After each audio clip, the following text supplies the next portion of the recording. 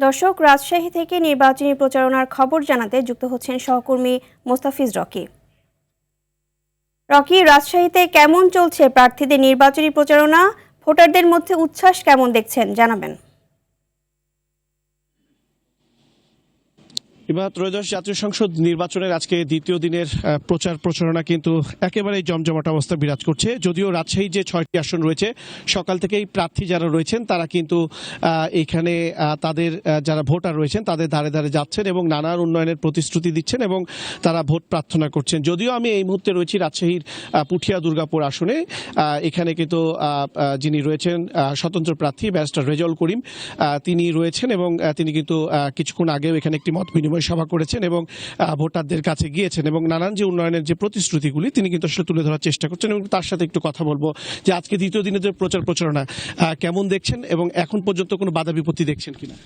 Thank you আপনাকে। আজকের দ্বিতীয় দিনের প্রচারণা আমরা ব্যাপক সাড়া পেয়েছি এবং মনে হচ্ছে যে ফুটবল প্রতীক পেয়ে দুর্গাপুর পুঠিয়ার মানুষ মনে করছে আমরা একটা ভোট দেওয়ার জায়গায় পেয়েছি এবং ফুটবলকে তাদের হৃদয়ে ধারণ করেছে এবং ফুটবলকে একটা আস্থার প্রতীক হিসেবে দুর্গাপুর পুঠিয়ার মানুষ সাধারণ ভোটাররা গ্রহণ করেছে বলে আমি মনে করছি।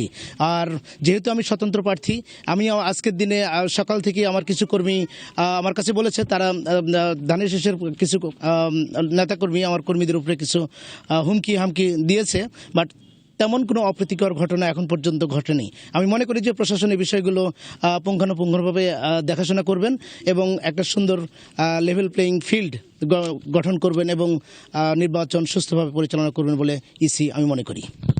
এবার শুনছিলেন যে আমরা প্রত্যেক প্রার্থীর সাথে কথা বলেছি, তারা আসলে বলছিলেন যে ইসির তারা বলছেন যে এখন কিন্তু লেভেল প্লেইং ফিল্ড, এখন যে পরিস্থিতি বা যেই মাঠ পর্যায়ে যেটি রয়েছে সেটি তারা সার্বিক রাখার চেষ্টা করছেন। এবং রাজশাহী যে 6টি সংসদীয় আসন রয়েছে সেখানে আমরা দেখেছি যে বিশেষ করে বাদ জুম্মার পরে কিন্তু আমরা দেখেছিলাম রাজশাহী সদর আসনে বিএনপির মনোনীত যিনি প্রার্থী রয়েছেন মিজানুর রহমান মিনু, তিনি কুশল বিনিময় এবং গণসংযোগ চালিয়েছেন। এছাড়াও শফিকুল হক মিলন, তিনি পাবা মোহনপুর আসনে বিএনপির মনোনীত প্রার্থী এবং জামাতের প্রার্থী, তারাও কিন্তু আসলে মোহনপুরে তাদের যে প্রচার প্রচারণা সেটি চালিয়েছে। এবং রাজশাহীতে মোট 6টি সংসদীয় আসনে 29 জন প্রতিদ্বন্দ্বিতা করছেন, যার মধ্যে 26 জন বিভিন্ন দলের প্রার্থী রয়েছেন এবং 3 জন স্বতন্ত্র প্রার্থী রয়েছেন।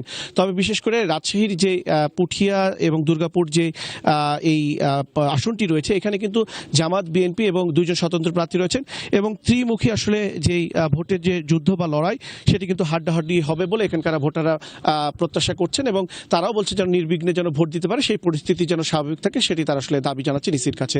তো এই ছিল আমার কাছে রাজশাহী থেকে সর্বশেষ। ধন্যবাদ।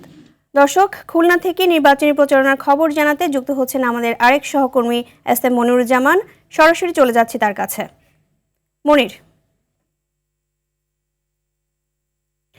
নির্বাচনী প্রচারণার সর্বশেষ কি তথ্য রয়েছে আপনার কাছে, জানাবেন।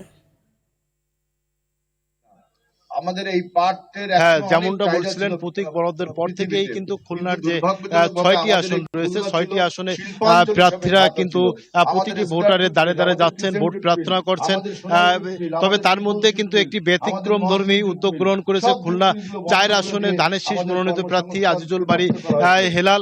তিনি কিন্তু আজ জনগণের মুখোমুখি হচ্ছেন। তিনি কিন্তু দেখতে পাচ্ছেন যে আমি পালেরহাট স্কুল ময়দানে রয়েছে, এখানে বসে তিনি কিন্তু প্রতিটা ভোটাররা তার কাছে বিভিন্ন প্রশ্ন করছেন এবং তিনি সরাসরি সে সকল প্রশ্নের উত্তর দিচ্ছেন। দেখছি কিছুক্ষণ পূর্বেই একজন মুক্তিযোদ্ধা প্রশ্ন করেছিলেন, তার প্রশ্নের উত্তর দিচ্ছেন তিনি কিন্তু ইতিমধ্যে বিভিন্ন প্রশ্নের উত্তর দিয়েছেন এবং সকলকে যে কথাটি বলেছেন যে আজকে তিনি যে জনগণের মুখোমুখি হয়ে একটি নজির স্থাপন করেছেন এবং তিনি আজ এই জনগণকে যে প্রতিশ্রুতি দিচ্ছেন আগামীতে যদি তিনি নির্বাচিত হন সকল প্রতিশ্রুতিই কিন্তু বাস্তবায়ন করবেন। ইতিমধ্যে কিন্তু এলাকার বিভিন্ন জনগণ তাদের যে সকল সমস্যা রয়েছে, রাস্তা, খাল, ব্রিজের, অনেকেই কিন্তু এ সকল দাবি তুলেছেন এবং তিনি সকলকে একটি কথাই বলেছেন যে দীর্ঘদিন খুলনা 4 আসনে কাঙ্ক্ষিত প্রার্থী না থাকার কারণে এই অঞ্চল অবহেলিত ছিল। আগামীতে যদি তিনি নির্বাচিত হন, জনগণ যদি তাকে ভোট দিয়ে নির্বাচিত করেন, তাহলে এই অবহেলিত অঞ্চলকে তিনি নতুন করে সাজাবেন বলে তিনি জানিয়েছেন। তিনি আরো যে কথাটি বলতেছিলেন যে আগামীতে যে খুলনা 4 আসনে বেকার সমস্যা, মাদক সহ যে সকল সমস্যা রয়েছে সেই সকল সমস্যা তিনি যথাযথ ব্যবস্থা গ্রহণ করবেন। সেই সঙ্গে তিনি আরো যে কথাটি বলেছেন, প্রতিটি এলাকার যে সকল মুরব্বীগণ রয়েছেন তাদের পরামর্শ নিয়ে আগামীতে যদি তিনি সরকারে যান, সরকার গঠন করতে পারেন, তাহলে তিনি সকলের পরামর্শ অনুযায়ী খুলনা 4 আসনকে নতুন করে সাজাবেন বলে তিনি জানিয়েছেন। সেই সঙ্গে কিন্তু এই জায়গার যে ভোটাররা রয়েছেন তারা কিন্তু তার এই আজকের যে আয়োজন জনগণের মুখোমুখি, এই আয়োজনকে সাধারণ ভোটাররা কিন্তু ধন্যবাদ জানিয়েছেন। অনেক ভোটার সন্তুষ্টি প্রকাশ করেছেন যে এর পূর্বে অনেকেই এমপি হয়েছেন, সংসদ সদস্য হয়েছেন, কিন্তু কেউ কখনো সাধারণ ভোটারের মুখোমুখি হননি। অনেক ভোটাররা কিন্তু অনেক সাবেক অনেক এমপির কাছে দেখা করতে পারেননি।